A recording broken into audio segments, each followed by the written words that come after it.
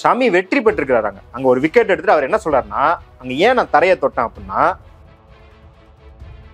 இப்போ வந்து ஷமிய அப்புறம் எதுக்கு அங்க கிரிக்கெட் கிரவுண்ட்ல போய் ஏன் நமாஸ் பண்றாரு? கடவுள் எங்கும் நிறைந்திருக்கிறான்னு சொன்னா கிரிக்கெட் கிரவுண்ட்ல நிறைஞ்சிருக்க மாட்டாரா? நீ உங்க அப்பனுக்கு பிள்ளையா இருக்கா இல்லையோ, அல்லது உங்க ஆத்தாவுக்கு பிள்ளையா இருக்கா இல்லையோ?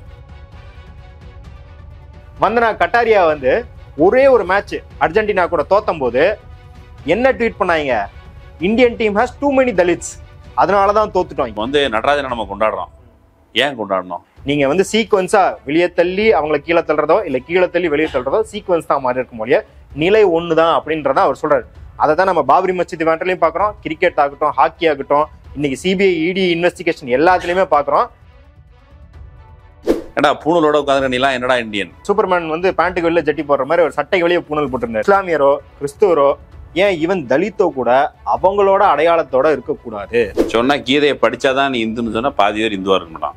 நீங்க சுற்றி ஒரு சூழல் போல வச்சிருக்கிற சூழல் எனக்கு வந்து இந்த பாபர் ஷமி இதெல்லாம் பார்க்கும்பொழுது எனக்கு இந்த ராமஜன்ம பூமி மூமெண்ட் தான் எனக்கு நினைவு வந்தது. சுப்பிரமணிய சாமி அஃபிடவிட்டே எழுதுற சொல்றாரு, இங்க இருக்கிற இஸ்லாமியர்கள் கிறிஸ்துவர்கள் எல்லாரும் வந்து எங்களோட ஃபோர் ஃபாதர்ஸ் எல்லாம் இந்துஸ் தான் அப்படின்னு ஒரு அஃபிடவிட் தாங்க, நாங்க உங்களை ஏத்துக்கிறோம், உங்கள்கிட்ட எந்த பிரச்சனையும் கிடையாது, நீங்களும் இந்துக்கள் அப்படின்னு சொல்லுங்க. அதனாலதான்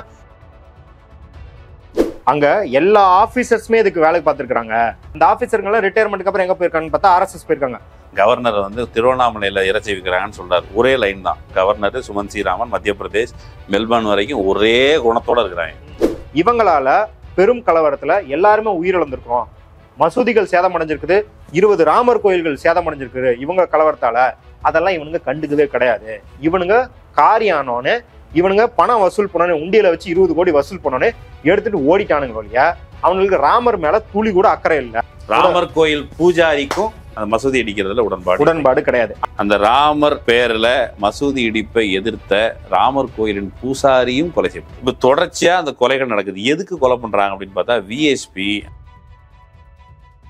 எவனெல்லாம் ராமனு பிள்ளையோ ராமர் கோயிலுக்கு கூட நிற்கணும் அப்படின்னா என்ன அர்த்தம்? எவனெல்லாம் ராமர் பிள்ளை இல்லையோ அவனை வந்து கொண்டுடணும். இது வந்து முழக்கமாக்கிறாங்க. இவ்வளவு பிரபலமா இருக்க ஒருத்தரையே இப்படி அபியூஸ் பண்றாங்கன்னா ஒரு சாதாரண யாரும் அறியாத ஒரு சாதாரண இஸ்லாமியருக்கு என்ன நடக்கும்? அரண்சை நண்பர்களுக்கு வணக்கம். அரண்சை ஊடகம் சுயேட்சையாக இயங்குவதற்காகவே உருவாக்கப்பட்டது. நாம் செய்கிற வேலை உண்மையிலேயே மக்களுக்காக செய்கிறோம் என்பதை நீங்கள் நம்பினால், வாய்ப்பு இருந்தால் இந்த ரேசர் பே QR கோடுக்குள்ளே நீங்கள் வந்து அதை ஸ்கேன் பண்ணி எங்களுக்கு உங்களால் இயன்றதை விருப்பம் இருந்தால் ஆதரவு தெரிவிக்கலாம். வணக்கம் நண்பர்களே, இது அரண்சை. நான் மகிழ்ந்து பல்வேறு அரசியல் சமூக நிகழ்வுகள் தொடர்பாக பல்வேறு ஆளுமைகளை சந்தித்து உரையாடி வருகிறோம். அந்த வகையில் நாம் சந்திக்க போகின்ற சிறப்பு விருந்தினர் தோழர் மத்தூர் சத்யா. வணக்கம். வணக்கம் ஐயா. இன்னைக்கு வந்து ஒரு உரையாடல் முகமது சமியுடைய அந்த ஸ்டேட்மெண்ட் அது வந்து ரொம்ப ரொம்ப பெயின்ஃபுல்லாக இருந்தது. இப்போ ஒன்றும் இல்லை, அவர் 5 விக்கெட் எடுத்தவர் கீழே உட்காந்துருக்காரு. வழக்கமாக சில நேரம் உட்காருவாங்க, க்ரௌடு வந்து அவரை சுற்றிக்கும், இந்த டீம் மெம்பர்ஸ் தான் சுற்றிப்பாங்க, அப்ரிஷியேட் பண்ணுவாங்க. ஆனால் வெளியில் வந்து பார்த்தீங்களே அவர் வந்து கீழே உட்காந்து நமாஸ் படிக்க போனவர் நமாஸ் படிக்கலை. அப்போ அவருக்கு வந்து ஒரு எச்சரிக்கை உணர்வு வந்துருக்குங்கிற மாதிரி பேச, அவர் வந்து நான் பிரார்த்தனை செய்வதை யார் தடுக்க முடியும், நான் பிரார்த்தனை செய்யணும்னு நினச்சா செய்வேன், யார் தடுக்க முடியும் அப்படின்னு சொல்லிட்டு இன்னொரு ஸ்டேட்மெண்ட்டும் அவர் வந்து இது பார்த்தீங்கன்னா இதுதான் ஸ்டேட்மெண்ட். நான் கும்பிட உனக்கு என்னடா இருந்துச்சு அப்படின்னு கூட நிப்பாட்டலை. அதுக்கப்புறம் அவர் காஷியஸ் ஆகிடுறாரு. நான் வந்து ஒரு முஸ்லீம், ஐ எம் ப்ரௌட் இண்டியன். இப்போ எந்த இந்துவுக்கும் இந்த நெருக்கடி இல்லை. நான் இந்து, நான் ப்ரௌட் இண்டியன். நீங்கள் ஹிந்து அப்படின்னு சொன்னாலே அதுவே போதுமானதாக இருக்கும் பொழுது, நான் முஸ்லீம், நான் வந்து இந்தியனும் கூட இப்படின்னு சொல்ல வேண்டிய நிர்பந்தம். நீங்கள் விடுதலை போராட்டம் முடிஞ்சு நம்ம இந்தியாவுக்கு விடுதலை கிடைத்ததாக சொல்லப்பட்ட அதற்கு பிறகு இருந்து அம்பேத்கர் வந்து ஒரு இடத்துல அது என்னது, ஏன் இந்தியாவில் இருக்கிற இஸ்லாமியர்கள் கொஞ்சம் கடும் கோட்பாட்டு விஷயமா இருக்கிறாங்க. அம்பேத்கர் வந்து அவங்க சொல்றாரு, அவங்களுக்கு மத்தியில் வந்து ஒரு ஃபண்டமெண்டலிசம் இருக்குதுன்னு சொன்னால் அதற்கு அவர்கள் மட்டுமே பொறுப்பு கிடையாது, சுற்றி ஒரு இந்துத்துவ சுழல் இருக்குது. அவங்க வந்து மேலே பிற நாடுகளில் அவங்க சீர்திருத்தத்துக்கு ஆட்பட்டிருந்தாலும் இங்கே ஒரு நெருக்கடி இருக்குது அப்படின்னு சொல்றாரு. இத்தனை ஆண்டுகளுக்கு பிறகு ஷமி இப்படி ஒரு ஸ்டேட்மெண்ட். ஆமா, அவர் தனியா இருக்கிறதுக்கு காரணமா என்ன சொல்றாருன்னா, இவங்க இந்துக்கள்கிட்ட இருந்து விலகி இருந்தா தான் அவங்களால சீர்திருத்தமே செஞ்சுக்க முடியும், இல்லைன்னா அவங்க தொடர் வன்முறையில ஈடுபட்டுக்கிட்டே இருந்தா அவங்களால சீர்திருத்தம் செய்ய முடியாதுங்கிறத அம்பேத்கர் ஒரு டிஃபென்ஸ்ல. இப்போ வந்து ஒருவேளை தங்களுடைய அடையாளம் பறிக்கப்படுமோ, இப்போ வந்து ஹிஜாப் வந்து முன்னாடி அவ்வளோ பரவலா இந்தியன் முஸ்லீம்ஸ்ட கிடையாது. ஹிஜாப் எங்க இருந்துச்சுன்னா நான் எனக்கு தெரிஞ்சு வடக்க தான் இந்துக்கள் மத்தியில் தான் இருந்துச்சு. முக்காடு போட்டுட்டே இருப்பாங்க. ஆமா, உங்ககிட்ட நான் பேர சொல்றேன், அது பேர் என்னது, நீங்க வந்து அந்த இந்த காது வந்து எதுக்குன்னு அவங்க சொல்ற காரணம் என்னன்னா, வேதம் படிக்கும்போது கேட்டக்கூடாது, அதனால காதை துணி போட்டு முடிகிறது. இல்ல இன்னைக்கும் ஒரு உயர் சாதி வட இந்திய இந்து வீட்டுக்கு போனீங்கன்னா உடனே எந்திரிச்சு போய் கிச்சன்ல உட்காந்துருவாங்க. அந்த கிச்சன்ல இருந்து எப்ப வெளியே வருவாங்கன்னா, உங்களுக்கு காஃபியோ ஸ்வீட்டோ கொடுக்கறதுக்கு உங்க கையில தர மாட்டாங்க, அங்க பக்கத்துல இருக்கிற டேபிள்ல வச்சு போவாங்க. அப்பயும் குங்கட்டோட தான் வருவாங்க. ஸோ இவங்களுடைய ஃபண்டமெண்டலிசம் அப்படிங்கிறது வந்து இங்க இந்த பக்கம் யார்கிட்டயாவது இருக்குதுன்னு சொன்னா அதுக்கு காரணம் இது அப்படின்னு அம்பேத்கர் சொல்றாரு. இந்த சூழல்லாம் பேசியிருக்கோம். சமியோட இந்த ஸ்டேட்மெண்ட், இப்போ நீங்களையும் கிரிக்கெட் பார்க்குறீங்க, கைதட்டி ஆர்ப்பரிச்சிருப்பீங்க. ஒரு கிரிக்கெட் ரசிகராக உங்களுக்கு என்ன தோணுச்சு இதை பார்க்கும்போது?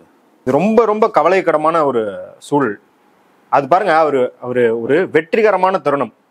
இப்போ ஆசிஷ் நேரா வந்து எவ்வளோ எக்ஸ்ட்ரா போட்டிருப்பாரு வேர்ல்டு கப்ல, ஒரு 19-18 எக்ஸ்ட்ராலாம் போட்டிருப்பாரு. வந்துட்டான்டா இவனோட பெரிய தொல்லையா இருக்குது. ஆசிஷ் நேரா போட ஆரம்பிச்சாலே நம்ம வந்து தனுஷ் படத்துல வந்து ஒரு காமெடிலாம் கூட இருக்கு, ஏன்டா கடைசி ஒரு ஆசிஷ் நேரா கொடுத்தீங்க அப்படின்னு குடிச்சு தனுஷ் போட்டு அடிச்சுட்டு இருப்பாரு ரோபோ சங்கரை. அந்த அளவுக்கு ஆசிஷ் நேரா பயங்கரமா எக்ஸ்ட்ராஸ் கொடுத்தவர். எக்ஸ்ட்ரால ஒரு பவுண்டரிலாம் போகும். வேர்ல்டு கப் ஃபைனல்ஸ்லாம் கூட இந்த வேலையெல்லாம் பார்த்துருக்கிறாரு அவர். அப்பெல்லாம் யாரும் வந்து ஆசிஷ் நேரா வந்து நீ ஒரு இந்து இப்படி துரோகம் பண்ணிருக்க, நீ என்ன நேபாள்காரனான்னு கேட்கல. ஏன்னா நேபாள் ஒரு இந்து நாடு. அப்படிலாம் கேட்காத போது ஷமி வெற்றி பெற்றிருக்கிறாங்க. அங்க ஒரு விக்கெட் எடுத்துட்டு அவர் என்ன சொல்றாருன்னா, அங்க ஏன் நான் தரையை தொட்டேன் அப்படின்னா, அது உடல் அயற்சி மட்டும் கிடையாது, உளவியல் ரீதியாக நான் அயற்சி ஆயிட்டேன். ஏன்னா அதுக்கு முன்னாடி இருக்கிற 4 பால் பாருங்க, எட்ஜ் ஆகிற மாதிரி போவோம், ஆனா மிஸ் ஆகிக்கிட்டே இருக்கும். இவரு பவுலிங்கை கரெக்டா பிடிச்சாரு, ஆனா பேட்ஸ்மேன் சிக்காமே இருந்திருக்கான். அது பயங்கர டென்ஷன்ல இருந்திருக்காரு. கரெக்டா அவுட் ஆயிட்டோன்னே எல்லாம் ரிலீஸ் ஆயிடுச்சு அப்படின்ற ரிலீஃப் தான். அதை எடுத்து போட்டு நீ வந்து நமாஸ் பண்ண போயின, ஆனா பாரு நீ உஷாராயிட்ட. இப்ப இது 2 விதமான சங்கிகள் இருக்காங்க. இதை வந்து ஆதரிக்கிற சங்கிகள், எதிர்க்கிற சங்கிகள். எதிர்க்கிற சங்கிகள்னா அவன் நமாஸ் பண்ண போறான், அவன் வந்து ஒரு இஸ்லாமியனா தான் அவனை காட்டிக்கிறான், அவனை இந்தியனா அவன் உணரல அப்படின்றாங்க. இன்னொரு விதமான சங்கிகள்னா, பாரு அவன் நமாஸ் பண்ண போயும் அவன் ரிசஸ்ட் பண்ணிட்டான்ல, அவன் தான் ட்ரூ இந்தியன், அவன் வந்து அவனுக்கு தெரிஞ்சிருக்கு அப்படின்றது. இதுக்கு தான் ஷமி ரியாக்ட் பண்ண வேண்டி இருக்குது. அதான் நீங்க சொன்ன மாதிரி I am a proud Indian and முஸ்லீம்னு சொல்ல வேண்டிய தேவை அவருக்கு இருக்குது. இங்க யாருமே வந்து நம்ம Jadeja I am a proud Rajput அப்படின்னு சொல்லி வால் எடுத்தெல்லாம் போட்டோ போடுறாரு. அவர் வந்து இந்தியன் அப்படின்னு ப்ரூவ் பண்ண வேண்டிய தேவை கிடையாது. ப்ரௌட் இந்து கூட கிடையாது, ப்ரௌட் ராஜ்புத் இஸ் எனஃப். ஆமா, சச்சின் டெண்டுல்கர் கிரிக்கெட்டினுடைய கடவுள் என்று சொல்லப்படுகிறவர். அவர் வந்து கிரிக்கெட் கடவுள்லாம் தெரியாது, ஆனா அவர் பூதேவர், நான் வந்து பூதேவர், இந்த பூமியின் கடவுள் நான் அப்படின்னு சொல்ற மாதிரி பூணூலோட உட்காந்துருக்கிறாரு. அது எதுவுமே ஏன்னா பூணூலோட உட்காந்துருக்க நீலாம் என்னடா இந்தியன்? சட்டைக்கு வெளியே சூப்பர்மேன் வந்து பேண்ட்டுக்கு வெளியே ஜட்டி போடுற மாதிரி ஒரு சட்டைக்கு வெளியே பூணல் போட்டிருந்தாரு. அவர்கிட்ட யாரும் அது கேட்கல. ஆனா ஷமி கிட்ட தன்னுடைய அடையாளத்தின் பொருட்டு திரும்ப இப்போ இந்த வழிபாட்டு உரிமையை மறுப்பது அப்படிங்கிறது வந்து இதுல இன்ஹரண்டா இருக்குது. ஷமி வந்து நமாஸ் படிச்சா என்ன, எப்பா நம்முடைய சகோதரன் வந்து நமாஸ் படிக்கிறான். இப்போ நம்ம வீட்டிலேயே நிறைய வேற வேற கடவுளை வணங்குவாங்க. இப்போ எனக்கு இறை நம்பிக்கை கிடையாது, எங்க அம்மா சாமி கும்பிடுவாங்க, என் தங்கச்சி ப்ராபப்ளி சாமி கும்பிடுவா. ஒவ்வொருத்தருக்கும் அவங்க நம்பிக்கை இருக்கும். We coexist. ஆனா இந்த கோ எக்ஸிஸ்டன்ஸையே நீங்க வந்து ஒரு முஸ்லீம் வந்து அவருடைய வழிபாட்டு உரிமையை மறுப்பது. இப்போ இதுக்கு முன்னால ஷமியை வந்து முன்னாடியே கூட ட்ரால் பண்ணாங்க. பாகிஸ்தான் தோத்து போயாச்சு, பாபரிடம் தோற்ற இந்தியாங்கிற மாதிரி. பாபரிடம் நாம் தோற்றது, பாபர்னா அந்த பாபர், பாகிஸ்தான் பாபர்.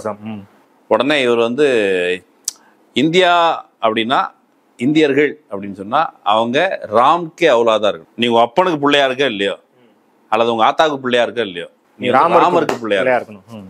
ராமனின் பிள்ளைகள் இங்க, பாபருக்கு அவுலாதோ பார் ஜாவ், பாகிஸ்தான் ஜாவ் இப்படிங்கிற பரப்புரையை சங்கிகள் ரொம்ப நாளா செஞ்சிருக்காங்க.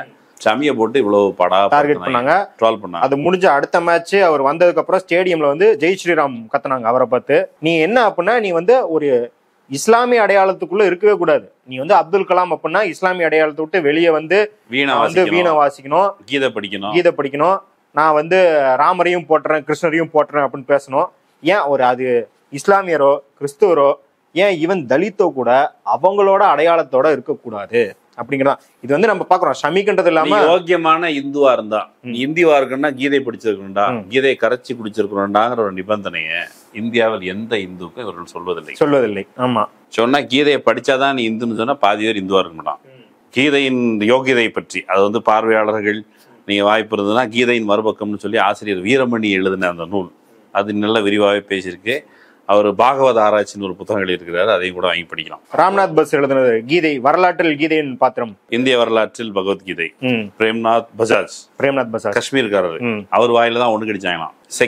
செக்யுலர் மேன், அவர் காஷ்மீரியத் அப்படிங்கிற விஷயத்த பேசினாரு. அவர் வாயில ஒண்ணு கிடைச்சது இஸ்லாமியர்கள் கிடையாது, அவர் வாயில ஒண்ணு கிடைச்சது வந்து உயர் சாதி இந்துக்கள். அப்போ இங்க தொடர்ச்சியா இஸ்லாமியர்கள் மேல அவனுடைய ஐடென்டிட்டி மேல 370 இப்போ வந்திருக்கிற இந்த சூழல்ல நீ 370 வந்து முழுக்க நியாயப்படுத்தி உச்சநீதிமன்ற தீர்ப்பு வந்திருக்கு. நீங்க சுற்றி ஒரு சூழல் போல வச்சிருக்கிற சூழல்ல எனக்கு வந்து இந்த பாபர் ஷமி இதெல்லாம் பார்க்கும்பொழுது எனக்கு இந்த ராமஜென்ம பூமி மூமெண்ட் தான் எனக்கு நினைவு வந்தது. ஒன்றும் இல்லை, நீங்கள் கோயிலில் சாமியை கொண்டு வைக்கணும். சாமியை வந்து இவங்க தான் வச்சுருக்காங்க. சாமி சிலைன்னு சொல்லி 1949 சிலையை வச்சுருக்காங்க.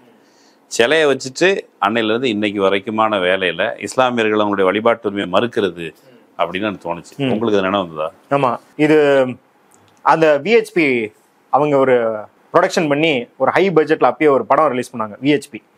அதில் எப்படி இருக்குன்னா, கடவுள் வந்து அந்த கனவா வந்தார் அந்த விஹெச்பிக்காருக்கு. அந்த கனவின் மூலியமாக அவர் ராமன் பிள்ளையாக செயல்பட்டு அவருக்கே தெரியலையாம், சிலையை வச்சுட்டாராம், பூட்டு உடஞ்சிருந்துச்சான். எப்படி கனவுலன்னு தெரிஞ்சவனே தான் தெரியுதான், கனவுல அவர் வந்து ராமரன் பிள்ளையாக செயல்பட்டு அந்த சிலையை வச்சுட்டாரு. ஆச்சா, வச்சுட்டு அங்க வைக்கிறது, சிலையை வைக்கிறது அப்படிங்கிறது வந்து இவங்களோட வழிபாட்டு உரிமையை வந்து நிலைநிறுத்துறது கிடையாது. யாரு இந்துக்களோட வழிபாட்டு உரிமையை நிலைநிறுத்துறது கிடையாது, இஸ்லாமியர்களோட வழிபாட்டு உரிமையை பறிக்கிறது அங்க மெயின் இன்டென்ஷனு. அதுதான் இன்னைக்கு ஷமி வரைக்கும் தொடர்றது. அதுதான் என்ன அப்படின்னா, நீ வந்து உனக்கு என்ன வழிபாடு, நீ இந்த மண்ணை சேர்ந்தவனே கிடையாது. இந்த மண்ணை சேர்ந்தவனா நீ வந்து எங்களுக்கு தொடர்ச்சியாக நீ ஒரு இந்துவயப்பட்டவனு ப்ரூவ் பண்ணு. ஆர்எஸ்எஸ் காரனே சொல்றான், எல்லா இஸ்லாமியர்கள் எல்லாரும் இந்துக்கள் தான், இந்துக்களை பூர்வீகமாக தன்னுடைய ஃபோர்ஃபாதர்ஸ் முன்னோர்கள் எல்லாரும் இந்துக்கள்னு ஒத்துக்கிட்டா நமக்கு எதுவும் பிரச்சனை இல்லை. இவரு சொல்றாருல, சுப்பிரமணிய சாமி அஃபிடவிட்டே எழுதுற சொல்றாரு, இங்க இருக்கிற இஸ்லாமியர்கள் கிறிஸ்துவர்கள் எல்லாரும் வந்து எங்களோட ஃபோர்ஃபாதர்ஸ் எல்லாம் இந்துஸ் தான் அப்படின்னு ஒரு அஃபிடவிட் தாங்க, நாங்க உங்களை ஏத்துக்கிறோம், உங்கள்கிட்ட எந்த பிரச்சனையும் கிடையாது, நீங்களும் இந்துக்கள் அப்படின்னு சொல்லுங்க. அதனாலதான் இப்போ ஜக்கி வாசுதேவ் சொல்லுவாரு, சாமியை நம்மளுமே பேச வேண்டியது உன் ஃபோர்ஃபாதரும் என் ஃபோர்ஃபாதரும் ஒன்னாங்கிறத முதல்ல பேசி முடிச்சுட்டு அப்புறம் போங்கிறது தான். சிலையை வச்சது சொன்னீங்கல்ல, அந்த ராம் கே நாம் படத்துல அது விரிவா அது வருது. அது வாய்ப்பு இருக்கிறவங்க யூடியூப்ல தேடி பாருங்க. ராம் கே நாம்ங்கிறது ஆனந்த் பட்வர்தன் எடுத்த ஒரு டாக்குமெண்ட்ரி. இப்போ அதுல வந்து அந்த நீங்க சொன்ன அந்த ராம்லல்லா கதை இருக்குல்ல, ஒருத்தர் வந்து அது வந்து ஆக்சுவலி வாய்ஸ் ஓவர்ல வருது இல்லையா, வாய்ஸ் ஓவர்ல வருது. அந்த தாத்தாவையும் காட்டுறாங்க, அந்த தாத்தாவை காட்டுவாங்க. அந்த தாத்தா சொல்லுவாரு, ஆனா ரியல்ல அந்த தாத்தா வந்து வேற கதை சொல்றாரு. இல்ல அதான் தாத்தா என்ன சொல்றாருன்னா, இப்போ அந்த ராமர் சிலையை உள்ள வச்சதுக்கு கோர்ட்டுக்கு போகுது, மேஜிஸ்ட்ரேட் வந்து அதெல்லாம் எடுக்க முடியாது, லா அண்ட் ஆர்டர் பிரச்சனை ஆயிரும் அப்படின்னு சொல்றாரு. ஆனா உண்மையில இந்த தாத்தா என்ன சொல்றாருன்னா, அந்த மேஜிஸ்ட்ரேட் தான் எனக்கு உதவியே செஞ்சாரு உள்ள வைக்கிறது. மேஜிஸ்ட்ரேட் தான் அந்த மிஷனுடைய ஹெட் கே நையார். ஆமா, நையார் அவன் தான் வந்து வச்சுட்டு ரிட்டையர் ஆனோன்னு நேரா போய் விஹெச்பில சேர்ந்துடுறாரு இருந்தாலு. இது அந்த தாத்தா சொல்லிட்டு என்ன சொல்றாருன்னா, இந்த சிலையை வச்ச தாத்தா, இவ்வளவுதான் என்னால சொல்ல முடியும், இதுக்கு மேல சொன்னா என்னைய பிடிச்சி உள்ள போட்டுருவாங்க அப்படின்னு பயத்தோட தான் அவர் சொல்றாரு. இவ்வளவுதான் சொல்ல. இப்ப அதுல நீங்க அந்த கே நாயர் பத்தி பேசும்போது ரொம்ப முக்கியமான விஷயம், இன்றைக்கு தமிழ்நாட்டுல செகுலரிசம் பத்தி பேசுற அல்லது மதசார்பின்மை பேசுற முற்போக்காளர்களே முதல்ல தெரிஞ்சுக்க வேண்டிய விஷயம், கே நையர் அப்படிங்கிறவர் ஒரு ரூலிங் கிளாஸ்ல இருக்கிறார், மஜிஸ்ட்ரேட்டா இருக்கிறாரு. அன்னைக்கு பிஜேபி ஆட்சியில் இல்லை சரியா, ஆனால் பிஜேபி ஆட்சிக்கு கொண்டு வருவதற்கான வேலையை 1949 தொடங்கியிருக்காங்க. அப்போ அந்த மிஷன் வந்து நீங்கள் ரூலிங் கிளாஸுக்குள்ளே இருக்கிற ஒரு சக்திகளை வைத்து நம்ம வந்து 47 விடுதலை கிடைச்சதுக்கு பிறகு அந்த விடுதலை ஏற்காத சங்கி கும்பல் எப்படியாவது அந்த விடுதலையின் பலனை மொத்தமாக தங்கள் கையில் கொண்டு வருவதற்கான முயற்சியை 49 தொடங்கினான். இந்தியன் கான்ஸ்டியூஷனே அன்னைக்கு நிறைவேற்றப்படலை, ஆனா 49லயே அவன் வந்து அதை பறிக்கிறதுக்கான வேலையை செஞ்சிருக்கான்னா அது எவ்வளவு வீரியமானது அப்படிங்கறத நம்ம வந்து கவனத்துல வச்சுக்கணும். இது அதான் நீங்க சொன்ன மாதிரி அங்க எல்லா ஆபீசர்ஸுமே இதுக்கு வேலைக்கு பார்த்துருக்காங்க அப்படிங்கிறத நம்ம பாக்குறோம். அங்க அவர் தொடர்ந்து சொல்றாரு, இந்த ஆபீசர்ஸ் எங்களுக்கு உதவினாரு, அந்த ஆபீசர்கள்லாம் ரிட்டையர்மெண்ட்டுக்கு அப்புறம் எங்க போயிருக்காங்கன்னு பார்த்தா ஆர்எஸ்எஸ் போயிருக்காங்க. ஆர்எஸ்எஸ் போயிட்டு அதுக்கப்புறம் விஹெச்பி தொடங்குறதுக்கு உதவியா இருந்திருக்காங்க. அப்புறம் விஹெச்பில இருந்து ஒரு ஆர்ம்டு விங்கு தேவை, பஜ்ரங் தள் மாதிரி ஒரு ஆர்ம்டு விங்கு தேவைன்னு அதை ஆரம்பிக்கிறதுக்கு இவங்க எல்லாம் செயல்பட்டு இருக்காங்க அப்படின்றத நம்ம பாக்குறோம். இந்தியில பஜ்ரங் தள சொல்லும்போது வானர் சேனா, நாங்கெல்லாம் வந்து குரங்கு படை அப்படின்னு தான் சொல்றாரு. அந்த பஜ்ரங் தள் ஆள் பேசும்போது கூட மேடையில பேசுறாரு, முலாயம் சிங் யாதவ் சொல்லும்போது சொல்றாரு, முலாயம் சிங் யாதவ் வந்து உள்ள வரக்கூடாதுன்னு சொல்றாரு. அப்ப அவர் வந்து அசலி யாதவ் கிடையாது, கீழ் ஜாதி பின்னணியில இருந்து வந்த யாதவ், இவன் வந்து உண்மையான யாதவ் கிடையாது அப்படின்னு பேசுறாரு. அப்ப எவ்வளவு முக்கியமான விஷயம், இன்னொரு விஷயம் அவர் பேசும்போது சொல்றாரு, மண்டல் கமிஷனுடைய தேவை என்ன வந்தது, ஆர்எஸ்எஸ் எங்க எதிர்த்து பேசுனா அதுல டாக்குமெண்டாவே வீடியோவே இருக்கு. ஆர்எஸ்எஸ் அவங்க நேரடியா மண்டல் கமிஷனோட தேவை என்ன இப்போ வந்துச்சு ப்ரொஃபசர் ராம ஸ்ரீனிவாசனுக்கு போட்டு காட்டணும்.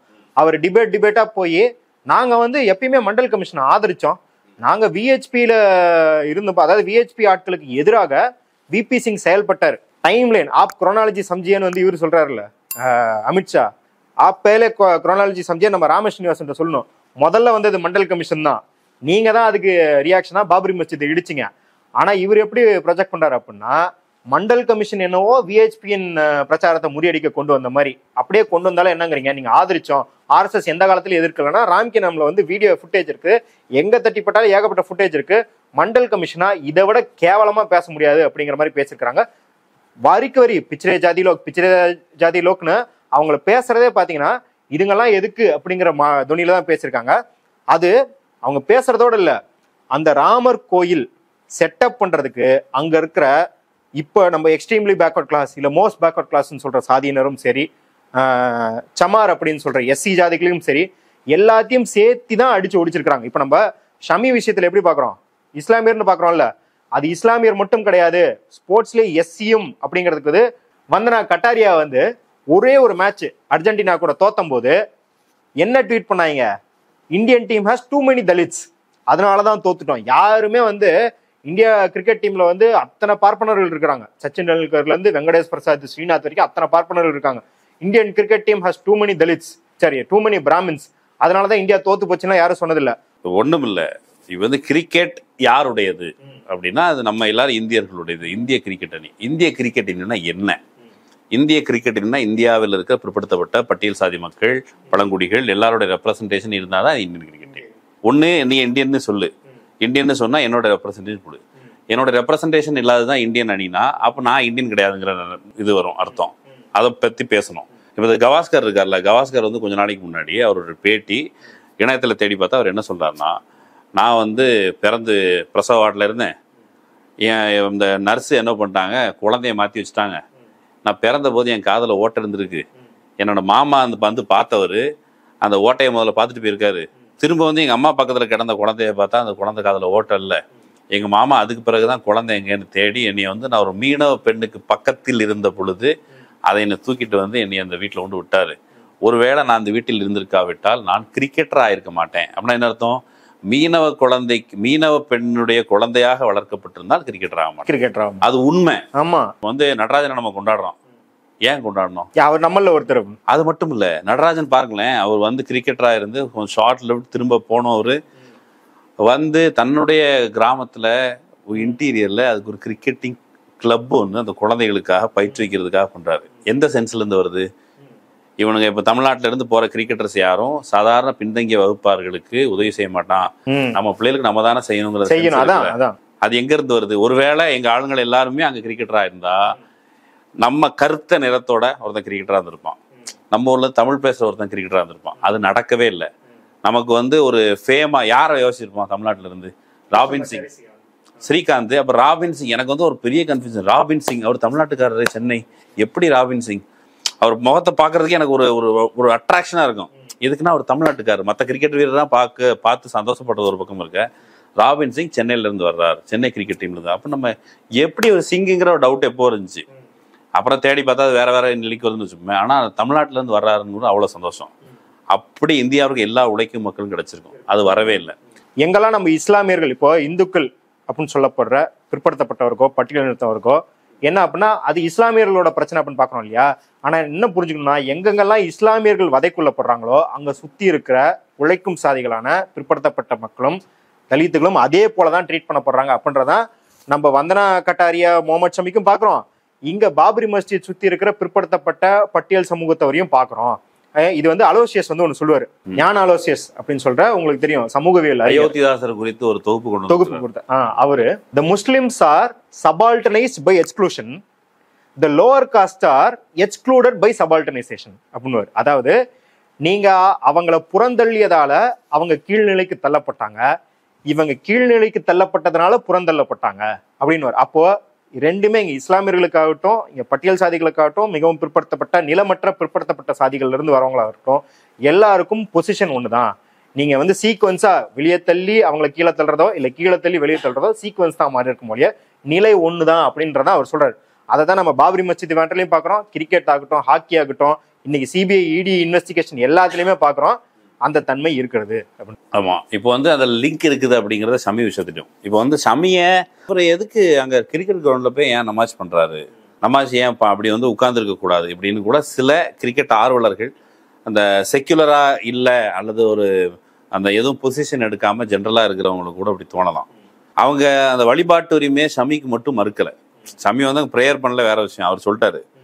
ஆனால் ஒருவேளை ப்ரேயரே பண்ணியிருந்தாலும் தப்பு கிடையாது. அவன் தோன்றது கடவுளை வந்து கடவுள் எங்கும் நிறைந்திருக்கிறான்னு சொன்னா கிரிக்கெட் கிரவுண்டில் நிறைஞ்சிருக்க மாட்டாரா? கிரிக்கெட் கிரவுண்டில் அவர் கடவுள்கிட்ட கேட்குறாரு, எப்பா தேங்க்யூப்பா அப்படின்னு சொல்றாருன்னா உனக்கு என்ன வந்துச்சு? ஏன் டெண்டுல்கர் செஞ்சுரி அடிக்கும் போது மேலே பார்த்து கடவுளை அவர் பார்க்கலாம், அவர் ஏன்னா அவர் கடவுள் வானத்தில் இருக்கிறாரு, அது ஓகே. ஆனால் கிரிக்கெட் கிரவுண்டில் நம்ம இது வந்து ஒரு பயாஸ். ஆனால் இங்கே நம்ம தமிழ்நாட்டில் எடுத்துக்கிட்டா, தமிழ்நாட்டில் இந்தியா முழுக்கவே பிற்படுத்தப்பட்ட பட்டியல் சாதிகள் இவங்களுடைய வழிபாட்டுரிமையை மறுக்கிற வேலை. கொஞ்ச நாளைக்கு முன்னாடி எல்லாரும் தீபாவளி கொண்டாடுறோம். தீபாவளிக்கு ஏன் ஸ்டாலின் வாழ்த்து சொல்லுன்னு எல்லாம் கத்துறாங்கல்ல. தீபாவளிக்கு ஒருத்தர் வாழ்த்து சொன்னார். எப்படி வாழ்த்து சொன்னார்னா, தீபாவளி என்னப்பா கறி சமைச்சு இவ்வளவு பேர் சாப்பிட்றாங்க, வழக்கத்தை விட அதிகமானு சொல்லி அந்த ராமரின் பிள்ளை சுமந்த் சி ராமன், அவர் ராமன் பிள்ளை தானே, சுமந்த் சி ராமன்னா ராமர் பிள்ளை தானே, அந்த ராமர் பிள்ளை அவர் வந்து ஒரு மூலிகை பெட்ரோல் கண்டுபிடிச்சிருக்கிறாரு. அது வந்து இந்துத்துவா தான். இவங்க என்ன சொல்றாரு, தீபாவளி அன்னைக்கு நம்ம வீட்டில் கறி சமைச்சு சாப்பிட்றது நம்முடைய சடங்குகளில் ஒன்று. சடங்குனா என்ன, அன்ற ஒரு ரெகுலர் இன்டர்வலில் பண்ணுறது சடங்கு. அந்த சடங்கு இவருக்கு கடுப்பாகுது. எப்படிங்க எவ்வளோ ஆனும் மற்ற அதுக்கப்புறம் விளக்கம் கொடுத்தாரு, நான் அப்படி சொல்லலை வேற மாதிரின்ட்டு. ஆனால் அவன் அப்படி தான் சொல்லியிருக்கான்னு சமீபத்தில் அந்த நம்ம முதலமைச்சருடைய மனைவி ஒருத்தவங்க ஹெல்ப் பண்ணாங்கல்ல, துர்காஸ்டன், அவங்க ஹெல்ப் பண்ணாங்கல்ல ஒரு அம்மாவுக்கு, இந்துமதி. அந்த அம்மா என்ன சொல்லுது, கலைஞர்கிட்ட போய் சொல்லிச்சான், இந்த பக்கத்தில் வந்து நான்வெஜ் ஹோட்டல் வருது, அது வந்து வராமல் தடுக்க முடியுமான்னு கலைஞர்கிட்ட போய் மனு கொடுத்துருக்கு. இது இங்கே மட்டும் இல்லை, நான் இதில் ஒன்று பதிவு பண்ணிக்கிறேன். எனக்கு வந்து நண்பர்களாக மெல்பர்ன், ஆஸ்திரேலியாவில், அப்புறம் வந்து யூகேல, இந்த மாதிரி பல இடத்துல இருக்கவங்க என்ன சொல்கிறாங்கன்னா, எங்கெங்கெல்லாம் பார்ப்பனர்களோ இல்லை உயர் சாதியினர்களோ இந்தியாவிலேருந்து ஃபஸ்ட்டு அங்கே போயிருக்காங்களோ, அதுக்கப்புறம் அங்கே இஸ்லாமியர்களோ இல்லை பிற்படுத்தப்பட்ட வகுப்பு பட்டியல் வகுப்பு சேர்ந்தவங்க இந்தியாவிலேருந்து அங்கே போய் இந்தியன் ரெஸ்டாரண்ட் அப்படிங்கிற பேரில் பீஃப் சர்வ் பண்ணால் உடனடியாக சிட்டி கவுன்சிலுக்கு பெட்டிஷன் போட்டுருவாங்களாம். போட்டு அங்கே பீஃப் சமைக்க விடாமல் ஆஸ்திரேலியாவில் மெல்பர்னில் நடக்குது, யூகேல நடக்குது, யூஎஸ்ல நடக்குது. நடக்கும் அப்படிங்கிறதுக்கு இப்போ மத்திய பிரதேச எலெக்ஷன்ல ஜெயிச்ச உடனே பொது வழிகள் இருக்கிற இறைச்சி விற்க கூடாதுன்னு சொல்லி ஒரு சட்டத்தை கொண்டு வந்திருக்காங்க. அதே குரலை நம்ம ஆளு கவர்னர் வந்து திருவண்ணாமலையில இறைச்சி விற்கிறாங்கன்னு சொல்றாரு. ஒரே லைன் தான், கவர்னர் சுமந்த் சி ராமன் மத்திய பிரதேஷ் மெல்பர்ன் வரைக்கும் ஒரே குணத்தோட இருக்கிறாங்க. அதே போல நம்முடைய புரட்சி தலைவி அயன் லேடி இப்போ வந்து நல்லா ஃபேமஸ் ஆகிட்டு இருக்கிறாங்க. அந்த அயன் லேடி வந்து ஆடுகுடி வெட்ட தடை, அவங்க தான் வந்து கட்டாய மதமாற்ற தடை சட்டம்னு ஒன்று கொண்டு வராங்க.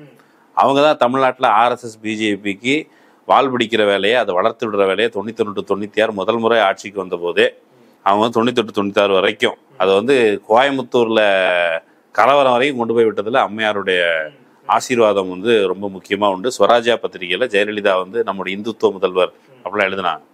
இப்படி நம்முடைய ஒன்றும் இல்லை, கலைஞர் வந்து அனைத்து சாதியினும் அர்ச்சகராகலாம்னு சட்டம் கொண்டு வர்றாரு. அந்த சட்டத்தை கிடப்பில் போட்டதில் அந்த அம்மையாருக்கு பங்குண்டு. அதோடு மட்டும் இல்லாமல் இந்த சிதம்பரம் கோயில் வந்து தீட்சிதர்கள் கையில் வச்சுக்கிட்டு சும்மா ஆட்டையை போட்டுட்டு இருக்கிறாங்க. உள்ள வந்து நகையை ஒரு தீட்சிதர் வந்து புகார் கொடுத்துருக்கிறாரு. இப்போ ஆர்ப்பாட்டம் பண்ணி என்ன ஆர்ப்பாட்டம் தெரியுமா, இவங்க வந்து சின்ன சின்னதாக நகையை திருடிட்டு நகையை எடுத்துக்கொண்டு அடகு வச்சு அல்லது விற்றுட்டு சின்ன நகையை எடுத்து வச்சுட்டு இருந்தாங்க. ஆனால் இப்போ பெரிய நகையை ஆட்டையை போடுறாங்க. பெரிய நகையை ஆட்டையை போட்டால் நான் என்ன பண்ணுறது, இந்த பெரிய நகையை எப்படி கொண்டு வைக்க முடியும்னு சொல்லி சிதம்பரம் கோயில் வாசல்ல ஒரு தீட்சிதர் வந்து ஆர்ப்பாட்டம் பண்ணியிருக்காரு, பெரிய நகையா திருடுறாங்க. அந்த தீட்சிதர்கள் கையிலேருந்து கோயிலை வந்து அரசு வந்து கட்டுப்பாட்டு கூட இல்லை, ஒரு உண்டியலை வச்சு, உண்டியலில் வந்து நிறைய காசு சேர்த்து காசில் வந்து எண்ணெயை ஊற்றிருக்காங்க. அந்த தீட்சிதர்கள்ட்ட கோயிலை பிடிங்கி பிடிச்சிது. ஆனால் அந்த தீட்சிதர்கள் என்ன பண்ணுறாங்க, ஜெயலலிதாவுடைய ஆசீர்வாதத்தை கோயிலை பெற்றவர்கள் நம்ம சிற்றம்பலம் மேடையில் அவர் ஆறுமுகசாமி பாடக்கூடாது, நம்மளால யாராவது ஒருத்தங்க போனாங்கன்னா பிடிச்சி வெளியே தள்ளி போடி பறச்சின்னு தள்ளி வைக்கிறாங்க. இந்த இப்போ வரைக்கும் ஒருத்தர் படைச்சி மட்டும் இல்ல, பன்னியர் சாதியை சேர்ந்தவர் அவர் வந்து கோயிலுக்கு போயிருக்காரு. அவர் சொல்றாரு, அழுதபடியே சொல்றாரு, இங்க பேட்டி கொடுத்துருக்கு அரண்சையில் இருக்குது, தம்பி என்னை அடிச்சு ஜட்டியோட வெளியெழுத்து போட்டாங்க தம்பி, ஒண்ணும் இல்லை, அந்த கோயில் எனக்கு உரிமை உண்டுன்னு சொன்னதுக்காக. இது இப்போ வரைக்கும் ஆறுமுகசாமியும் வன்னியர் சாதி பின்புலந்து வந்தவர் தான். இப்படி தொடர்ச்சியா நம்முடைய வழிபாட்டுரிமையை மறுக்கும் பொழுது ஆர்எஸ்எஸ் இருந்ததுன்னா நீ அதெல்லாம் மறந்தது, ஹிந்துன்னு ஒரு ஃபீலோட இரு, நம்ம ஷமியுடைய வழிபாட்டு உரிமையை மறுப்போம், அதுக்கு தான் நமக்கு உரிமை உண்டு. அப்படி அவனுடைய வழிபாட்டு உரிமை மறுத்தால் அவர்களை ஹியூமிலியேட் பண்ணா, அவங்க ஏற்கனவே வழிபாடு செய்து கொண்டிருந்த அந்த அப்போவே வந்து மான்பட்டம் வந்து பதிவு பண்ணியிருக்காரு, அவங்க ஒரு ஒரு வந்து ஒரு துயரத்தை கவித்துவமாக அவங்க வெளிப்படுத்துறாங்க. அவங்க என்ன சொல்றாங்க, நாங்கள் கோயிலில் போய் வழக்கமாக வந்து அந்த மசூதியில் போய் நமாஸ் பண்ணிக்கிட்டு இருந்தோம், நமாஸ் பண்ணிக்கிட்டு இருக்க ஒரு ஜும்மாவுக்கு நாங்க போக வேண்டியதா இருந்தது. நாங்க போனோம். நையார் இருக்காருல்ல, கேட்க நாயார், இந்த வெள்ளிக்கிழமை வேணா, அடுத்த வெள்ளிக்கிழமை வேணா, இன்னும் சில வெள்ளிக்கிழமையில நீங்க நமாஸ் பண்ணலாம்னு சொன்னவரு, இன்னும் என் தந்தை 50 வருடம் கழித்தும் அந்த வெள்ளிக்கிழமைக்காக காத்திருக்க. இந்த கார்த்தி படத்துல சொன்னா அவர் தோ கிலோமீட்டர், அது என்னது, அவர் 2 கிலோமீட்டர். அதே மாதிரி இது வரைக்கும் இப்ப அந்த வெள்ளிக்கிழமை வரவே இல்லை, அந்த வேலையை கொண்டு வந்து நிப்பாட்டாங்க. அப்ப அந்த அளவுக்கு அந்த வழிபாட்டு உரிமையை மறுத்து அவங்களை ஹியூமிலியேட் பண்றதுக்கான வேலை. இதுல நம்முடைய உரிமை கிடைக்காதுங்கிறதுக்கு நீங்க ஒண்ணும் இல்லை. அந்த மண்டல் கமிஷன் சொன்னீங்களே, மண்டல் கமிஷன் குழு பரிந்துரை வந்த உடனே சங்கிகள் வேற மாதிரி குதிக்கிறாங்க. நேரடியா சங்கியா இல்லாத ரஜீவ் கோஸ்வாமி அப்படிங்கிற அர்ணாவ் கோஸ்வாமிக்கு தூரத்து சொந்தக்காரரான ஒரு பார்ப்பனர் தனக்கு தீ வச்சுக்கிறாரு. தீ வச்சுட்டு செத்து போறாரு. பின்னாடி தான் செத்து தீ வச்சுக்கிட்டு தற்பு பொழைச்சிக்கிட்டாரு. அதை வச்சு ஜென்டில்மேன் படம்லாம் வந்துச்சு, டிக்கில வண்டி ஓட்டலாம் ஏற்றினாங்க. அந்த ராஜீவ் கோஸ்வாமி வந்து வெளிநாட்டில் போய் இருக்கிறாரு. கல்யாணம் முடிச்சு குழந்தைகள்தான் இருக்குது. அவருடைய அப்பா வந்து பேட்டி கொடுத்துருக்காரு, பிரிண்ட் இதெல்லாம் இருக்குது. அவங்க அம்மா வந்து 2006 மருத்துவ உயர்கல்வி இடஒதுக்கீடு அப்படிங்கிற தொடர்பான ஃபைட் வந்த பொழுது, அந்த ஃபைட்டுக்கு இது இடஒதுக்கீட்டுக்கு எதிரான ஆர்ப்பாட்டம் நடந்தபோது டெல்லிக்கு மிச்சிகன் மாகாணத்தில் இங்கே வந்திருக்காங்க. ஏன்னா என் பிள்ளையோடைய ஆன்மா சாந்தி அடையணும்ட்டு. அந்த பிள்ளையோட ஆன்மா எப்பவும் சாந்தி அடைஞ்சுதான் இடபிள்யூஎஸ் கோட்டால சாந்தி. அம்பேத்கர் சொன்னார்ல, if the caste Hindus go outside of India then caste will become a global ப்ராப்ளம்னு. அதுதான் இங்க அங்கிருந்து இங்க வந்தாங்கல்ல, இங்க இது பண்ணியிருக்கிறாங்க. ஆனா மருத்துவ உயர்கல்வியில் நமக்கான உரிமைகள் வேணும் அப்படின்னு யார் ஃபைட் பண்றான்னா, இப்போ வரைக்கும் விபி சிங் மண்டல் கமிஷன் குழு பரிந்துரையின் பொழுது அதை நடைமுறைப்படுத்தும் பொழுது முரசொலி மாறனை கூட வச்சுக்கணும்னு சொல்றாரு. பெரியாருக்கு நன்றி சொல்றார். பெரியாருடைய கோட்டை சொன்னா நாடாளுமன்றத்தில் நிற்கிறாங்க. அந்த வழி வந்த திமுக தான் உயர்கல்வியில இடஒதுக்கீடு வேணும் அதுக்கு போய் நிற்குது. இவங்கள ஆன்டி இந்துங்கிறான். இடஒதுக்கீட நம்முடைய உரிமைகளை படிக்கணும், நம்ம பிள்ளைகள் படிக்கணும்னு சொன்னா அவங்க புரோ இந்துத்துவா. விஸ்வகர்மா திட்டத்தை பத்தி நேற்று ஒருத்தர் ஸ்கூல் தொடர்பாக பேசியிருந்தப்போ சாதாரண ஒரு விஷயம் சொன்னார். விஸ்வகர்மான ஒரு திட்டம் கொண்டு வந்திருக்காங்க தலைவா, அதுல வந்து பிசி எஸ்சிக்கெல்லாம் காசு கொடுக்குறாங்களாம். நீ அவ பாரம்பரிய தொழில் செய்யணுமா, தோபி வெட்டு பிள்ளைகள் துணி தொழுக்கணுமா. அடப்பாவி, ஒரே ஒரு எனக்கு அது வரைக்கும் அது தோணலை. அவர் என்ன சொன்னார், ஒரே ஒரு தலைமுறை படிக்கிறத நிப்பாட்டா ஒரு செயின் ஃபுட் செயின்ல வந்து சிங்கம் மானு இப்படி வச்சிருக்கிறதுல ஃபுட் செயின்ல ஒன்றை கட் பண்ணா அந்த சூழலே கெட்டு போயிருன்னு சொல்லுவாங்களே, அந்த மாதிரி ஒரே ஒரு தலைமுறை நம்மளை படிக்காம ஆக்கிட்டா எல்லாமே இது வரைக்கும் செஞ்சது எல்லாமே அண்டன். அப்போ ஒரு ரிவர்ஸ்ல கொண்டு போறதுக்கான வேலையை பிஜேபி செய்யும் பொழுது உங்களுக்கு ராமர் பூச்சாண்டி காமிச்சு நம்மகிட்ட வந்து அந்த வழிபாட்டு உரிமையை பத்தி, நம்ம வழிபாட்டு உரிமை நம்ம வந்து நீ உன் கோயிலுக்குள்ள கருவறைக்குள்ள போகணும்னு சொல்லாத, அர்ச்சகராகனு நினைக்காத, நம்ம ராமரை கும்பிடணும் அங்க வா அப்படின்னு சொல்லி இந்த நாடு முழுக்க கலவரத்தை ஏற்படுத்தி விட்டாங்க. இந்த மண்டல் கமிஷன் சொன்னீங்க இல்லையா, இந்த போராட்டம் தீ குளிச்சது. அதுல பார்ப்பனர்கள் இன்னொரு விதமான ஒரு போராட்டம் பண்ணாங்க. என்னன்னா, பார்ப்பன மாணவர்கள்லாம் தொடப்பத்தை எடுத்துட்டு வந்து ரோட கிளீன் பண்ணாங்க. என்ன அப்படின்னா, ரோட கிளீன் பண்றவங்கலாம் படிக்க வந்துட்டா, வேலைக்கு வந்துட்டா, அப்புறம் நாங்க ரோடு கிளீன் தான் பண்ணணும் அப்படிங்கிறது. பார்ப்பன பெண்கள், இது வந்து அஸ்வினி தேஷ்பாண்டே அவங்க புத்தகத்துல அஃபர்மேட்டிவ் ஆக்ஷன் இன் இந்தியா புத்தகத்துல பதிவு பண்ணிருக்காங்க. பார்ப்பன பெண்கள், உயர் சாதி பெண்கள் ஒரு போர்டு மாட்டிருக்காங்க, பதாகைகள் அவங்க கழுத்துல மாட்டிக்கிட்டு ரோடு ஃபுல்லா ஆர்ப்பாட்டம் பண்ணிருக்காங்க. என்ன அப்படின்னா, இனிமேல் நாங்க வந்து டீ விற்கிறவன், ரோடு கூட்டுறவன், ஷூ தேக்கிறவனை தான் நாங்க வந்து கல்யாணம் பண்ணிக்கணுமா அப்படின்னு. அப்படின்னா என்ன அர்த்தம்? அப்ப இன்னைக்குதான் வந்து இடஒதுக்கீடை பத்தி பேசுறாங்க, அது பாலிஷா. அதாவது வந்து தலித்துகளுக்கு இவர் வந்து எத்தனைக்கிறாராம், கருணை காட்டாராம். அதாவது ஏழை தலித்துகளுக்கு சீட்டு கிடைக்காம போகுது நீங்க இந்த காஸ்ட் அடிப்படையில வச்சிருக்கனால, ஏழை ஓபிசிகளுக்கு அவ்வளோ அக்கறையா. இன்னைக்குதான் இப்படி பாலிஷா பேசுறாங்களோ. ஆமா, அதை நாங்க பாத்துக்கிறோம், எங்க பிரச்சனை, நீ ஓம் பிரச்சனையை பாருன்னு. ஆனா 30 வருஷத்துக்கு முன்னாடி அப்படி பாலிஷ் எல்லாம் பேசல. வெளிப்படையா சொல்லியிருக்காங்க, ஷூ தேக்கிறவனுக்குலாம் எதுக்கு நீ இப்ப கல்வி தர, நீ வந்து டீ விற்கிறவனுக்குலாம் எதுக்கு வந்து வேலை வாய்ப்பு தர அப்படின்றத தெளிவா ஆர்ப்பாட்டம் பண்ணிருக்காங்க. அதோட நீட்சியாக தான் ஜெயலலிதாவோட இதையும் பார்க்கணும்.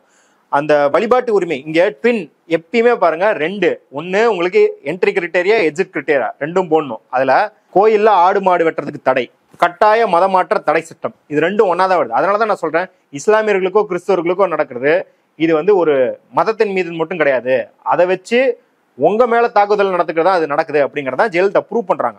இங்க வந்து யாரு வந்து பலி கொடுக்குறா? நான் ஐயங்கார போய் பலி கொடுக்குறாரு ஆட, நம்ம மக்கள் தான் கொடுக்குறாங்க. நான் கேட்டேன் ஒரு டிபேட்ல, சுமன் ஸ்ரீராமனை கேட்டேன், இந்துன்னு சொல்லியிருந்தார், வாங்க எங்க வீட்டுல கிடா வெட்டுவோம் வந்து சாப்பிட்டு போங்க. தீபாவளியில என்னென்னவோ, தீபாவளியில ஸ்டாலின் வாழ்த்து சொல்றதுன்னு கூட அரசியல் இருக்கு. அதாவது ஒரு அரசியல்வாதியை நோக்கி கேட்குறீங்கன்னு இல்லை, உழைக்கும் மக்கள் வீட்டுல எல்லாத்துலயும் பாத்தீங்கன்னா கறி இருந்தாதான் திருவிழாவை. எந்த விழாவும் திருவிழா இல்லாம தீபாவளி இப்பதான் கொண்டாட ஆரம்பிச்சிருக்காங்க. நீங்க பொங்கல் ஆகட்டும், இல்ல ஆடி 18 ஆகட்டும், காசு இல்லைன்னா தான் கறி எடுக்க முடியாது. ஆமா அதுலயும் கூட எங்கேயாவது கடன் வாங்கியாவது இத்தனோண்டு கறி கறி வாங்கி வச்சிருந்தோம். ஆமா. ஆடுகளம்ல ஒரு நல்ல சீன் இருக்கும். வந்து தனுஷை வந்து பிறந்த நாளைக்கு வந்து ஹீரோயின் கூப்பிட்டு கேக்க சாப்பிட்டு அவர் வந்து, என்னங்க நீங்க ஒரு பர்த்டே மாதிரியே இல்ல, நல்லா எலும்பெடுத்து கடிச்சா தான் நம்மளுக்கு வந்து பர்த்டே மாதிரி இருக்கும் அப்படின்னு. அப்ப அதுதான் நம்ம மக்களோட வந்து சென்ஸா இருக்குன்றது நம்மளுக்கு இல்ல, ஜெயலலிதாவுக்கும் நல்லா தெரிஞ்சதுனாலதான் அதை முடக்குறாரு. முடக்கிட்டு இப்ப நீ இதை முடக்கினா என்ன பண்ணுவ? வேத பாடசாலைக்கு காசு கொடுக்குறாங்க. இதை நீ முடக்கினா என்ன பண்ணுவ? வெளியே போவ. அப்ப எக்ஸிட்ல அதுங்க கதவுப்படு கட்டாய மதமாற்ற தடை சட்டம்னு யாரெல்லாம் இங்க இருந்து வெளியே போனா, என்னுடைய வழிபாட்டு உரிமையை மறுக்கும் பொழுது நான் வெளியே போனா வெளியே போகக்கூடாது. ஏற்கனவே நீ போயிட்ட நிறைய, நீ இஸ்லாத்தை தழுவிட்ட. இப்ப வந்து எந்த சாதிகள் அதிகமா மதம் மாறி இருக்காங்கன்னு கவனிச்சா பட்டியல் சாதிகள், பழங்குடிகள். இப்ப தமிழ்நாட்டில் நாடார் சாதியில கணிசமா போயிருப்பாங்க. அப்புறம் கள்ளர். இது எல்லாம் பாத்தீங்கன்னா கடுமையா ஒடுக்கப்பட்டு சுரண்டப்பட்ட சாதிகள். இந்த சாதிகள் தான் போவோம். இங்கேயும் உன்னைய வந்து கும்பிட விட மாட்டேன், ஆடு கோழி வெட்டக்கூடாது, நீ கறி திங்கக்கூடாது, வெளியும் போகக்கூடாது. இது இப்ப என்னமோ நினைச்சுப்பாங்க ஜெயலலிதா காலம் நடந்ததுன்னு. இப்ப கடந்த 10 வருஷமாக சத்தீஸ்கர், ஜார்க்கண்ட் போன்ற சென்ட்ரல் இந்தியால இந்த டியூவாலிட்டி தான் பாலிடிக்ஸே. யுனைடெட் கிறிஸ்டியன் ஃபாரம் சொல்லிட்டு ஒரு அமைப்பு இருக்குது. அவங்க ஃபர்ஸ்ட் 8 மாசத்துல மட்டும் மணிப்பூர கணக்கில் எடுக்காமல், மணிப்பூர கணக்கில் எடுத்தா 1000 கணக்கில் போகும் இன்சூரன்ஸ், மணிப்பூர கணக்கில் எடுக்காம ஃபர்ஸ்ட் 8 மாசத்துல இந்தியாவில 530 தாக்குதல்கள் கிறிஸ்துவர்கள் மீது நடத்தப்பட்டு இந்த வருஷத்துல 2023ல. அதுல முக்கிய குற்றவாளிகள் யாருன்னா விஹெச்பி, பஜ்ரங் தள், போய் சர்ச்சை கொடுத்துறது, பாதிரியார்களை அடிக்கிறது, கொல்றது அப்படின்னு இருக்கிறவங்க. இதுக்கு அவங்க என்ன சொல்றாங்கன்னா, தாக்கப்பட்டவங்க நாங்க. இப்ப குஜராத்ல கலவரத்துல பாத்தீங்கன்னா செத்தது அதிக முஸ்லிம்ஸ், ஆனா கைது செய்யப்பட்ட 750 பேர்லயும் 740 பேர் இஸ்லாமியர்களா இருப்பாங்க. ஒரு 10 பேர் இந்து வந்து போனா போன்னு கைது பண்ணி வச்சிருக்கிறது. அதே போலதான் இங்கேயும் பிராமின்ஸ், அவர்கள் யோகியர்கள் வெளியே விட்டுருவாங்க. குற்றம் நிரூபிக்கப்பட்டும் அவர்கள் பார்ப்பனர்கள் என்பதால் அவர்கள் குணத்தில் மேம்பட்டவர்கள். கூட்டு வன்புணர்வு பண்ணவனுக்கு என்ன குணம் மேம்பட்டு இருக்கு? இங்க கிறிஸ்தவர்கள் மீது தாக்கப்பட்டாலும் அந்த பாதிரிகள், எந்த பாதிரியார்கள் தாக்கப்பட்டார்களோ அவர்கள் மீதே இந்த மதமாற்ற தடை சட்டத்து மேல போட்டு அரெஸ்ட் பண்றாங்க அப்படிங்கிறது.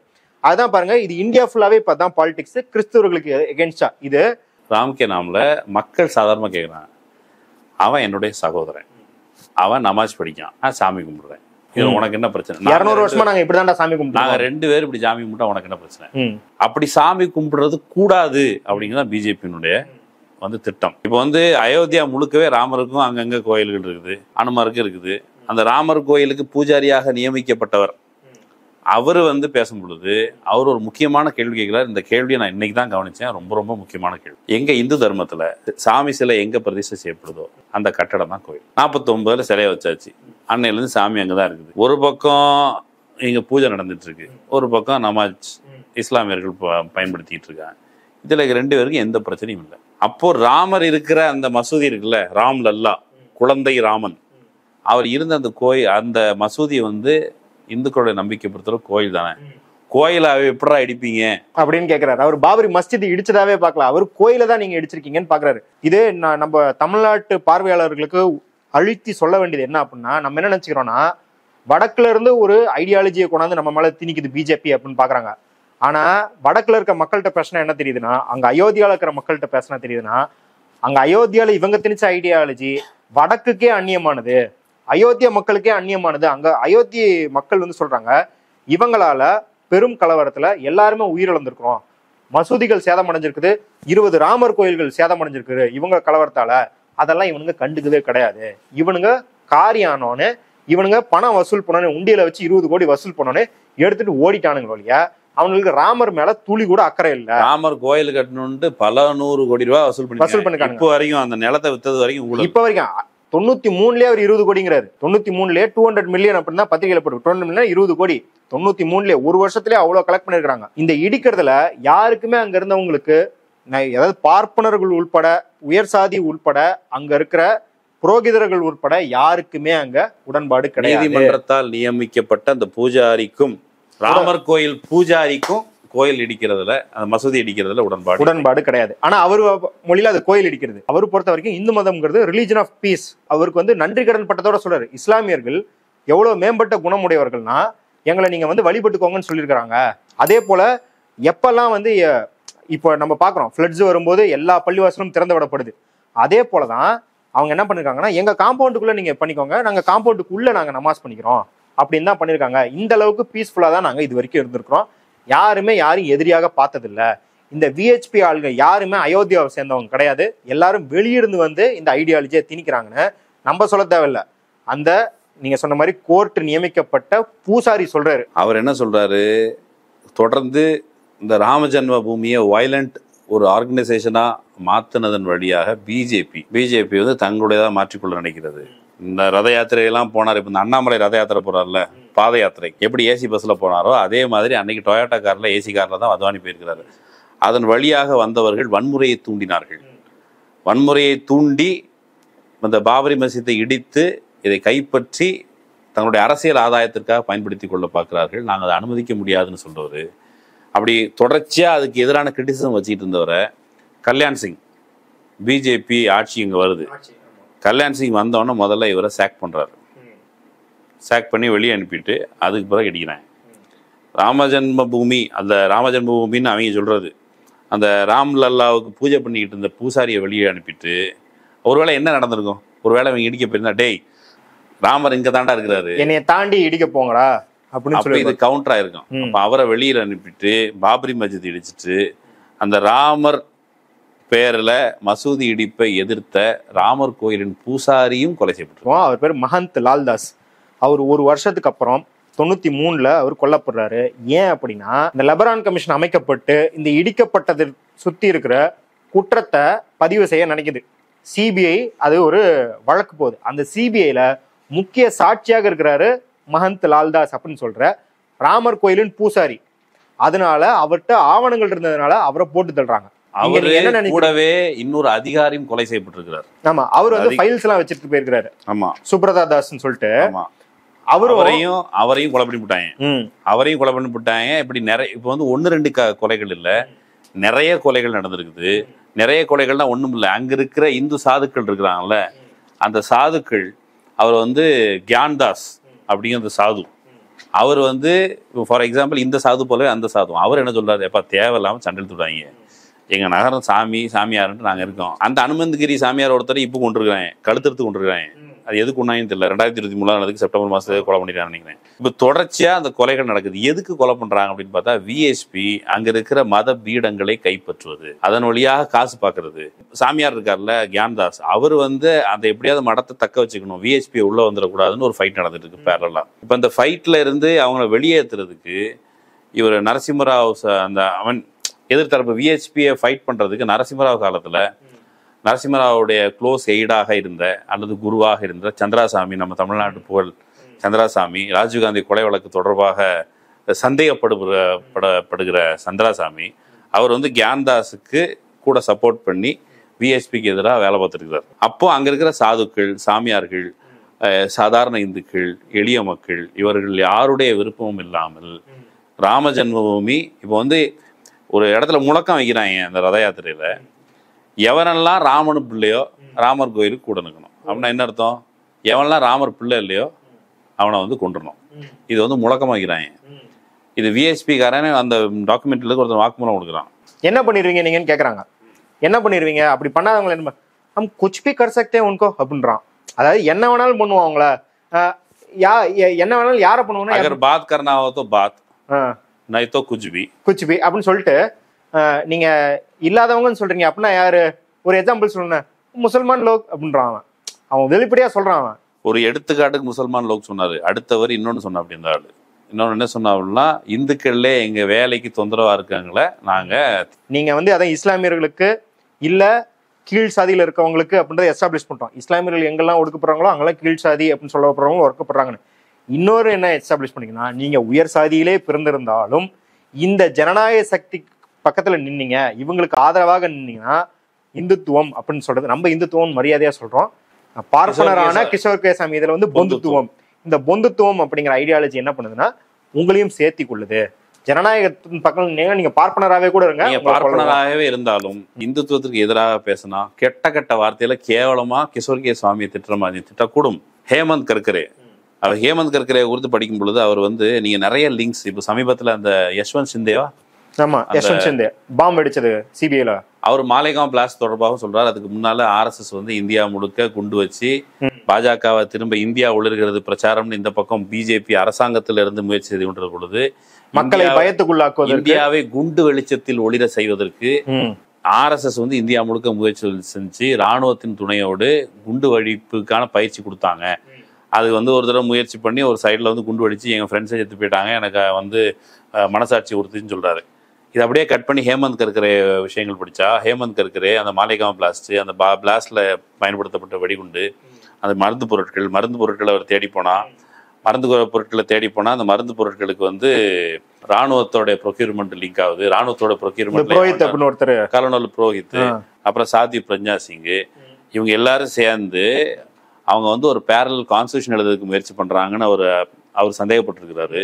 அதோட மட்டும் இல்லாமல் இஸ்ரேலோட லிங்க் பண்ணி சந்தேகப்பட்டிருக்கிறாரு. இவங்களை வந்து கைது பண்ணணுங்க முயற்சி எடுத்த காரணத்தினால் எடுத்த அந்த சமயத்தில் மும்பையில் கசாபுங்கிற பாகிஸ்தான்ல இருந்து வந்த தீவிரவாதி, அந்த பாகிஸ்தான் தீவிரவாதியோடைய அந்தால பேசும்போது என் தங்கச்சிக்கோ அக்காவுக்கோ நான் வந்து கல்யாணம் பண்ணி முடிக்கிறதுக்காக தான் வந்தேன், எனக்கு காசு கொடுத்து அனுப்பி வச்சுட்டாங்க, எல்லாத்தையும் சுட்டுட்டு செத்து போன்ட்டு, இத்தனை பேரை சுட்டுட்டனே, என்னைய வந்து அல்லா எப்படி மன்னிப்பான்னு சொல்லி அவன் புலம்புறான். அது ஒன்று. ஆனால் இங்கே வந்து அந்த மிஷனில் அவனுக்கு அந்த தீவிரவாதிகள் வந்து இங்கே மக்களெல்லாம் சுட்டுக்கொண்டு அதே சமயத்தில் ஹேமந்த் கர்கரேவை சுட்டுக்கொள்றான். நான் அந்த காட்சியை நான் பார்த்தேன். ஹேமந்த் கர்கரே நேராக சுட்டுக்கொள்றதை பார்க்கல. அந்த குண்டு வெடிப்பு அந்த துப்பாக்கி சூடு நடக்கிறதுக்கு முன்னாடி நான் வந்து விடி ஸ்டேஷனில் இருந்தேன். நான் ஒரு மல்டிமீடியா கோர்ஸ்க்கு படிக்கிறதுக்காக அங்கே போயிட்டு நான் வந்த அடுத்த ட்ரெயின் வர சமயத்தில் குண்டு வெடிப்பு துப்பாக்கி சூடுலாம் நடந்துருச்சு. வீட்டுக்கு வந்து கைகால் கழுவிட்டு இருக்கும் பொழுது டிவி பார்த்தா ஹேமந்த் கர்கரே ஸ்பாட்டுக்கு, Hemant Karkare has arrived the spot அப்படின்னு ஒரு இது வந்துச்சு. கால் கழுவிட்டு வெளியே வந்து Hemant Karkare has been shot dead இந்த ஷார்ட் ஸ்பேனில். அப்போ ஹேமந்த் கர்கரே ஆர்எஸ்எஸ்க்கு எதிராக இந்துத்துவ தீவிரவாதம் என்ற ஒன்று இருக்கிறது அப்படின்னு சொன்னார். சனாதன் சன்ஸ்தா அப்படிங்கிற ஆர்கனைசேஷன் இதுல எப்படியெல்லாம் கனெக்ட் ஆயிருக்கு அப்படின்னு அபினவ் பாரத், சனாதன் சன்ஸ்தா, ஆர்எஸ்எஸ் எல்லாத்தையும் சேர்த்து 1300 பக்கங்களுக்கு ஒரு டாசிரை கிரியேட் பண்ணாரு.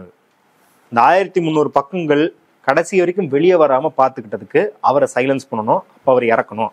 நம்ம வந்து இப்பயும் என்ன சொல்றோம்னா, அவர் இறந்திருக்காரு, அவர் யாரை சுட்டார் நம்மளுக்கு தெரியாது, ஆனா இதெல்லாம் அவர் பண்ணியிருக்காரு இறக்கிறதுக்கு முன்னாடி அப்படின்னு தான் சொல்றோம். இல்லை அது மட்டும் இல்லை, இப்போ நீங்கள் அந்த மக்களுக்கு உண்மையிலே விழிப்புணர்வு வேணும் அப்படின்னு விரும்பினா, அல்லது பார்த்துக்கிட்டு இருக்கவங்க வந்து இது நல்லா பண்ணுறீங்க, இது இங்கிலீஷில் சப்டைட்டில் போடுங்க, இந்த ஆலோசனைலாம் வேண்டாம். நீங்கள் முடிஞ்ச அந்த செய்தியை பரவலாக எடுத்துகிட்டு போங்க, அவரவர் கடமை செய்யுங்க.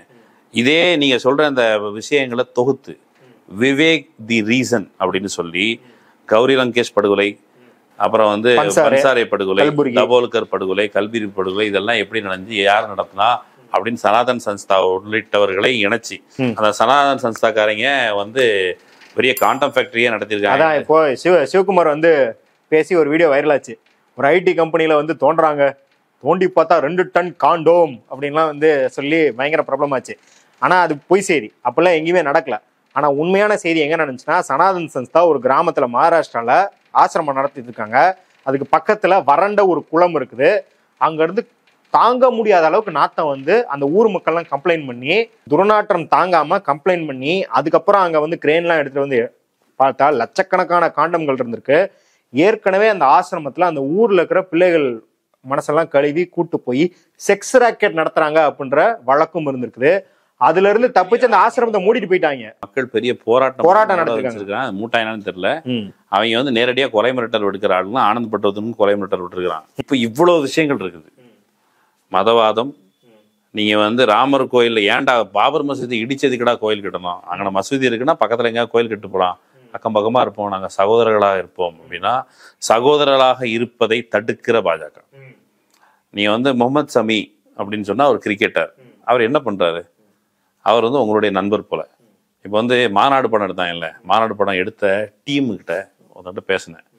அப்போ பேசும்போது எப்படிங்க அந்த படம் எடுத்தீங்க, எப்படி என்ன புத்தகம் படிச்சீங்க அப்படின்னு சொல்லி மௌனத்தின் சாட்சியங்கள் புத்தகத்தை பற்றி கேட்டேன். அந்த புத்தகம் நீங்கள் எது படிச்சிங்களான்ட்டு. ஐ திங்க் இயக்குனர்கிட்டே நான் கேட்டேன்.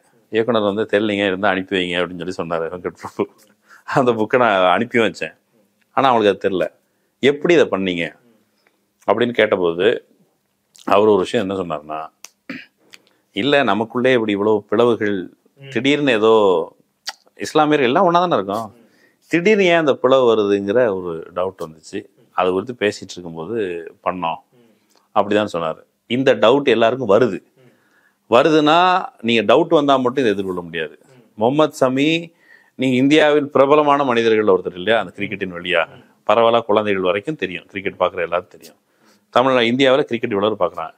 இவ்வளோ பிரபலமாக இருக்க ஒருத்தரையே இப்படி அபியூஸ் பண்ணுறாங்கன்னா, ஒரு சாதாரண யாரும் அறியாத ஒரு சாதாரண இஸ்லாமியருக்கு என்ன நடக்கும், யாரும் அறியாத ஒரு பட்டியல் சாதிக்கு என்ன நடக்கும், பழங்குடிகளுக்கு என்ன நடக்கும், பிற்படுத்தப்பட்டவர்களுக்குமே. நீங்கள் சொன்னீங்களா முலாயம் சிங் யாதவ், ஆனால் ஒரு கீழ் ஜாதி யாதவா இருப்பான் போல இருக்கு அப்படின்னு ஒருத்தன் சொல்கிறான். அவன் எப்படி ட்ரீட் பண்ணுவான்?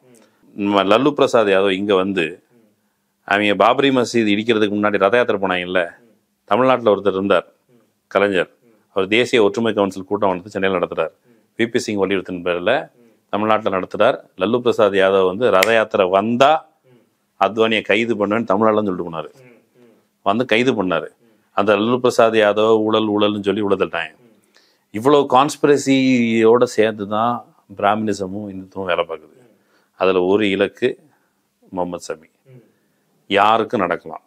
நாம் வந்து லிமிட்டடாக ஆகிட்டோம், நமக்கு ஒன்றும் நடக்காதுங்கிற இடத்துக்கு கொண்டு போனோம்னா நம்ம ஒரு பெரிய ஆபத்தில் இருக்கோம். ஒரு கன்ஸ்ட்ரக்டிவாக எல்லாரும் கூட்டான ஒரு வேலை நடக்கணும்ல. நீங்கள் ஒரு பக்கம் வேலை பார்த்துட்டீங்க, நான் ஒரு பக்கம் வேலை பார்த்துட்ருக்கேன், ஆனால் ஏதோ ஒன்று நடக்குதுன்னு சொன்னால் பை லக் இந்த பிரச்சாரத்தை தோக்கடிக்க முடியாது. நம்ம வந்து பை ஒர்க் அதுதான் தோக்கடிக்க முடியாது. நான் ஒரு உதாரணமாக சொல்லிடுறேன். சாமானிய மக்களுக்கு முஸ்லிம்கள் மேலே வெறுப்பு, கிறிஸ்தவர்கள் மேலே வெறுப்பு அப்படிங்கிறது வந்து ஒரு நேச்சுரல் இமோஷன், இயற்கையான உணர்வெல்லாம் கிடையாது. ஏன் அப்படி ஆக்குறீங்கன்னா, உனக்கு வேலை இல்லாததுக்கு அவன் தான் காரணம், நீ வந்து வறுமையில் இருக்கிறதுக்கு அவன் தான் காரணம், நீ வந்து ஃபாரின் போய் செழிப்பார்கள் இல்லாமல் அவன் பார்த்துக்கிறான் அப்படின்ற பிரச்சாரத்தின் வாயிலாகத்தான் அந்த வெறுப்பு விதைக்கிறாங்க.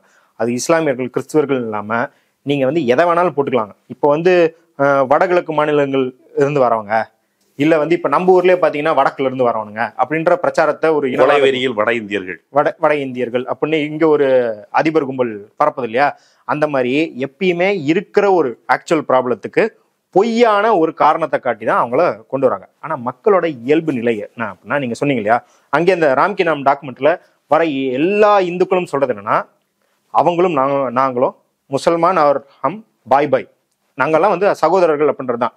இன்னைக்கும் பார்த்தீங்கன்னா நீங்கள் கான்சியஸாக ஒர்க் அப்படின்னு சொல்றீங்களா, அதுவுமே நம்ம தான் வந்து சிதறடைக்கப்பட்டு இது ஏதோ பாசிசம் அதே விழுந்துரும் அப்படின்னு நினச்சிட்டு இருக்க முடியாது.